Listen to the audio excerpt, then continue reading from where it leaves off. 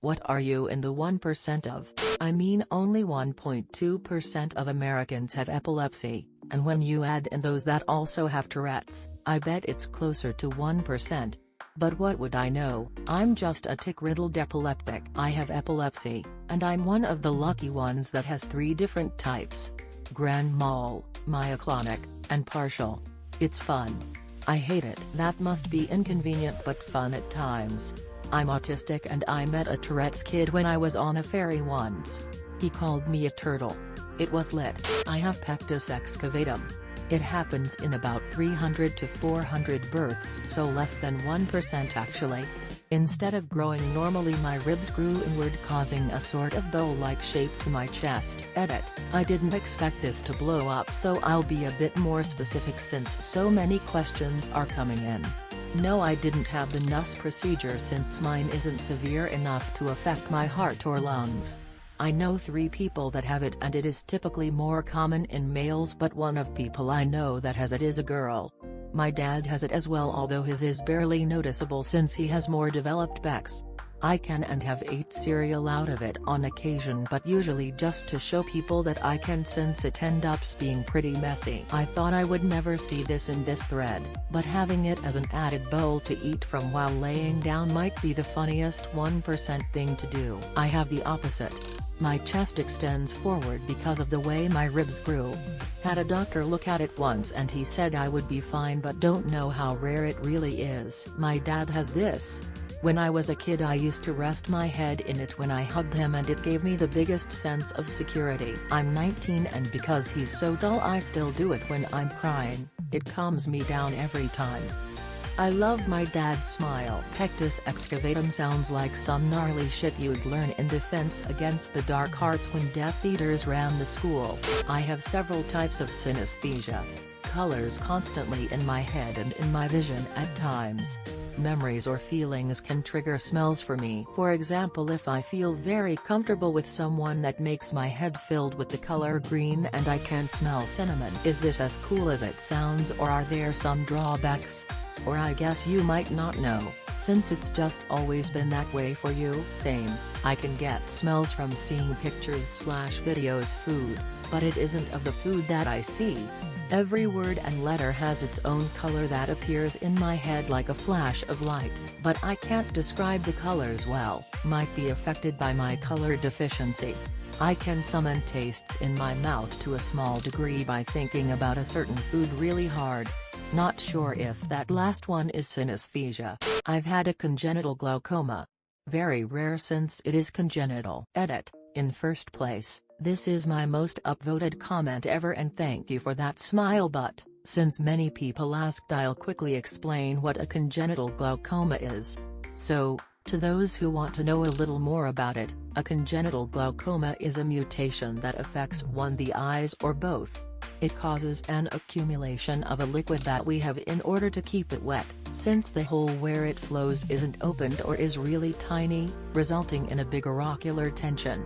This ocular tension can cause vision loss or blindness. For that reason, I was submitted to a surgery right after that being discovered, when I was 6 months old. In the country where I born, only 2 babies, me included, had this malformation that were born in the same year as me. I've never met someone with it, only a few Redditors today, making it a little special and rare. Everything is okay and I wish the best to everybody reading this, especially the ones who have this amazing detail. Thank you. Edit 2. If you look closely, you can also notice that I've one pupil bigger than the other. It's with genital. That's too bad. 3% of people are sensitive to sulfur, but only 3% of the 3% are truly allergic. I fall in the 3% of people that are truly allergic. Some people haven't read the other comments of me correcting everything. I admitted that it was indeed sulfur because I finally looked up everything for myself. My parents had always told me that I was allergic to sulfur and I didn't think to question it until now. This is fascinating. What things do you have to avoid? Getting 39 gallstones at the age of 25. From my 17th year on, I sometimes had inexplicable pain radiating from my side to my back, so heavy that I couldn't breathe or sleep. Every doctor had different ideas, but nothing really helped. Years later, when I was 25, a nice friend said to me, "The next time you are in pain because of this, we will drive to the military hospital. In my city it is possible for civilians to go there too." So there was a very young doctor who took his time to ultrasound all my organs. Then he found these amount of gallstones. He was surprised, because in my age normally you don't get them. After a surgery with gallstones and bladder removal, I finally felt better. I'm very thankful that there was a doctor who was motivated enough to try everything to find the problem. Jesus Christ, 39 flipping gallstones, you poor thing. I'm glad you're better now. I got gallstones at the age of 26, so almost the same age as you, and it turns out I had 102 gallstones in my gallbladder.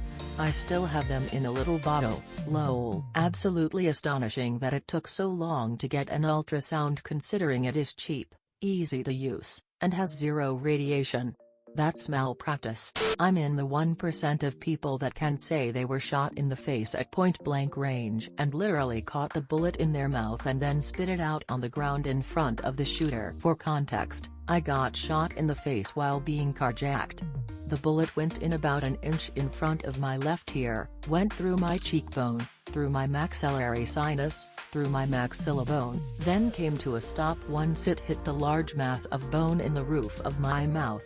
The ballistic pressure and energy from the bullet blew a hole through the roof of my mouth a size slightly smaller than a ping-pong ball, and a combination of the bone exploding and shattering, the blood pouring out, and a little gravity, together, caused the bullet to fall through that hole and into my mouth. I ended up spitting it out on the ground when I got out of the vehicle, thinking it was a tooth.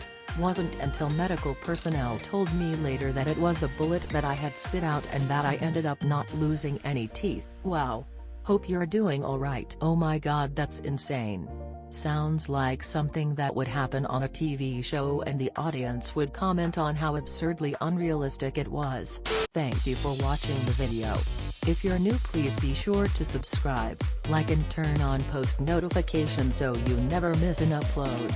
Post your own stories in the comments down below.